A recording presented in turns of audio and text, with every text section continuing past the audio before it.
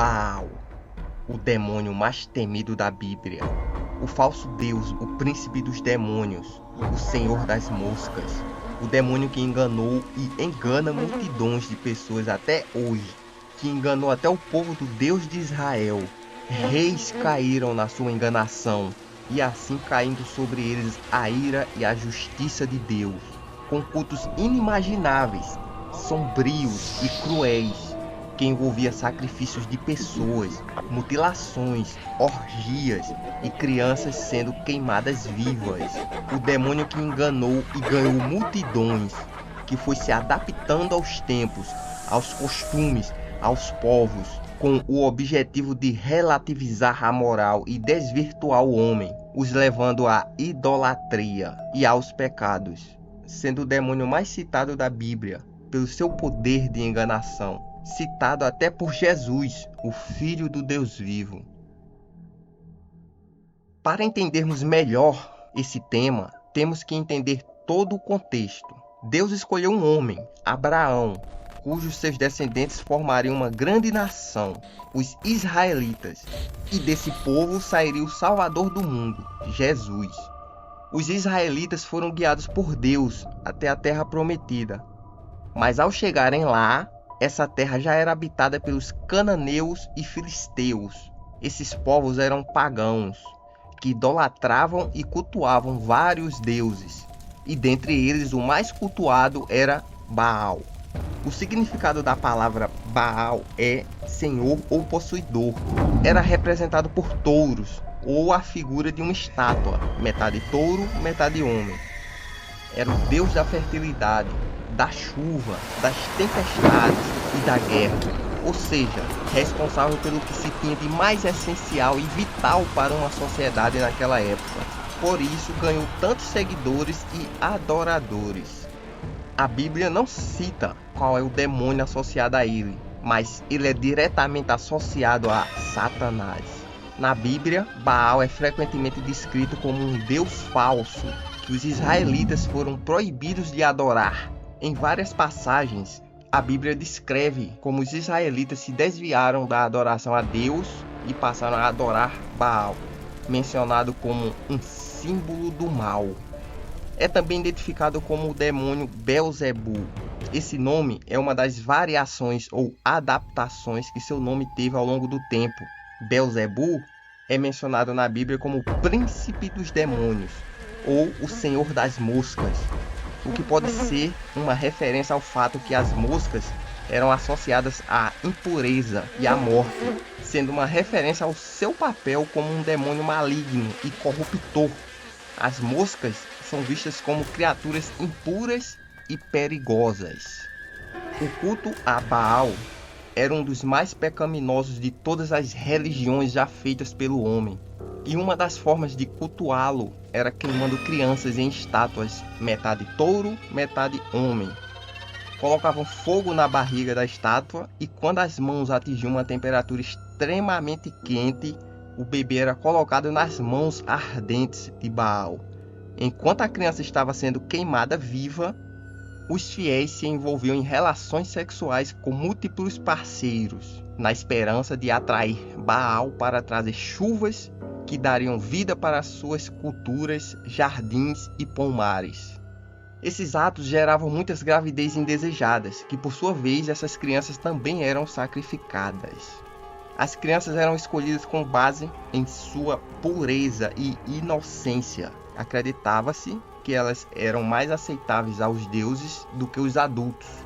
Os israelitas, ao se misturarem com esses povos, também adotaram a adoração a esse demônio. Inclusive reis como Acabe, rei de Israel, que se casou com Jezabel, uma princesa fenícia que adorava Baal. Jezabel promoveu o culto a Baal em Israel e perseguiu os profetas de Deus. Mas Elias, um profeta de Deus, não teve medo. Desafiou os sacerdotes de Baal em um duelo para ver qual Deus era o verdadeiro.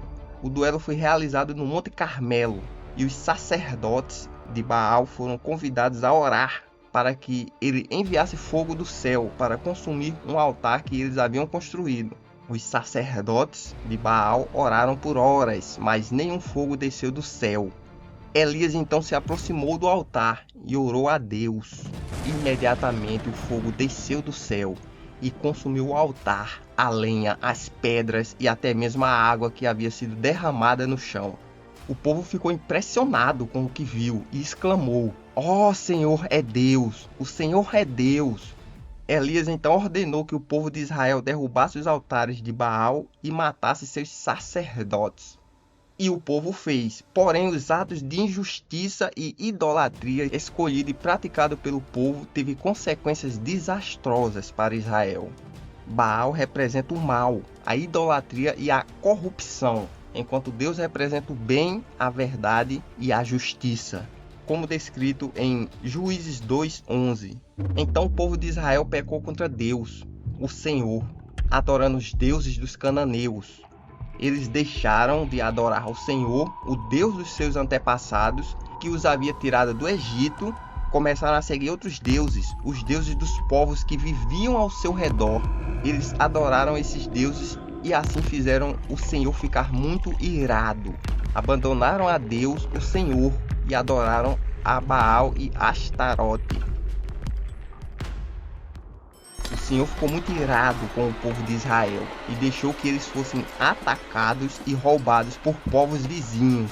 Ele entregou os israelitas nas mãos dos inimigos que viviam ao redor e por isso eles não puderam mais resistir. Uma vez que eles tinham abandonado a Deus, Deus os abandonou, atraindo sobre eles a ira e a justiça de Deus. E com isso, guerras, fome, seca, perseguição, vergonha, vazio na alma e escravidão, sendo essas as consequências da idolatria. Deus usou isso para humilhar seu povo, trazê-los ao arrependimento e à confissão dos seus pecados. E só então que Deus os restaurou para a sua terra. Porém, eles não aprenderam, e esse ciclo se repetiu por várias gerações. Esse demônio foi inclusive citado por Jesus em Lucas 11:15. Jesus compara os fariseus a legiões de Baal. Isso sugere que os fariseus eram tão maus quanto os adoradores de Baal. Não se sabe ao certo como esse nome ficou associado ao diabo.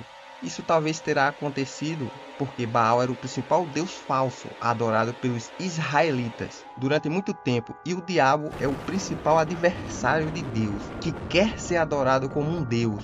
A representação de Baal nos dias de hoje está na idolatria, quando deixamos Deus de lado e colocamos outros ídolos no lugar. Dinheiro, bens materiais, pessoas, luxúria, egoísmo, ou seja, Deus deixa de ser o centro, com seus valores e virtudes, o bem acima de tudo, e colocamos em segundo lugar, ou até o descartamos, dando espaço para o mal, literalmente ou às vezes disfarçado pelo relativismo do mal e de tudo que é errado, assim como fizeram os israelitas. Muitos cristãos afirmam que a legalização do aborto é uma forma de sacrifício de inocentes, a morte silenciosa de crianças, relativizada por todos como uma prática normal, assim como os cananeus faziam com suas crianças, na busca de meros prazeres e satisfação de suas vontades, prevalecendo o egoísmo, sendo esse a fonte de todos os males praticados pelos